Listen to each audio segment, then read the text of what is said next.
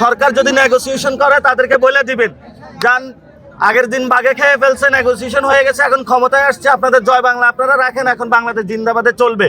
24-এর যে গণ অভ্যুত্থান জুলাইকে নাই করে দেওয়া হচ্ছে, আপনি গতকালকে দেখবেন যে স্টেটমেন্টটি দেওয়া হয়েছে, সেখানেও 24-এর কথা নাই, আজকেও কোথাও 24-এর কথা নাই।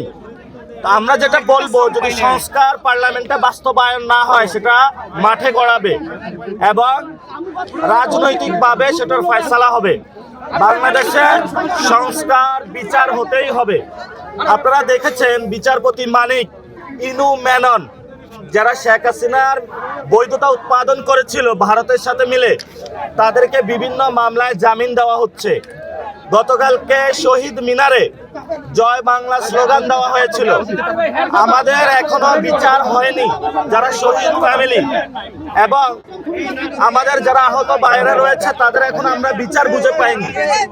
এমত অবস্থায় যখন জয় বাংলা স্লোগান হয় এই সরকারের তত্ত্বাবধানে, তখন এটা আমাদের আশঙ্কা সৃষ্টি করে যে ইলেকশনটা ইন্ডিয়ার সাথে একটা নেগোসিয়েশন করেই হয়েছে এবং আওয়ামী লীগের সাথে নেগোসিয়েশন করে হয়েছে। ফলে তো আমরা সরকারকে আহ্বান জানাবো এই জায়গা থেকে সরে আসার জন্য। যদি সরকার এই স্ট্র্যাটেজি নিয়ে থাকে যে আওয়ামী লীগরাও মাঠে নামিয়ে দিয়ে অন্যদেরকেও মাঠে নামিয়ে দিয়ে আপনারা দুইজনে হলে গৃহযুদ্ধ করেন, আমরা সরকারের ওই ফাঁদে পা দিব না।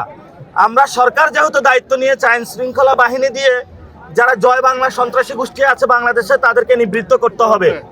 সরকারি দায়িত্ব নিয়ে সরকার যদি নেগোসিয়েশন করে তাদেরকে বলে দিবেন, যান আগের দিন বাগে খেয়ে ফেলছে, নেগোসিয়েশন হয়ে গেছে, এখন ক্ষমতায় আসছে, আপনাদের জয় বাংলা আপনারা রাখেন, এখন বাংলাদেশ জিন্দাবাদে চলবে। এজন্য সরকারকে আহ্বান জানাবো, আওয়ামী লীগের বিচার এবং সংস্কার এই দুইটা বাংলাদেশে বাস্তবায়ন করতে হবে এবং যদি এটা না হয় আমাদের হয়তো আবার এই মাঠে নামতে হবে। এখনো অনেকেই বলে যে একটু ক্রিটিক করে যে তোমরা মাঠে যদি বলো তাহলে নামবে কিনা। মানুষ প্রস্তুত হয়ে আছে, সাইলেন্ট হয়ে আছে, জাস্ট কল হবে, মানুষ মাঠে নামার জন্য প্রস্তুত আছে। কারণ ইলেকশনে ইঞ্জিনিয়ারিং হয়েছে। ইলেকশন পরবর্তীতে আমরা দেখলাম যে বিরোধী দল যখন সংসদে চুপ্পুর বিষয়ে কথা বলেছে, সেখানেও তারা কথা রাখেনি। সংস্কার বিষয়ে তারা কথা শুনছে না।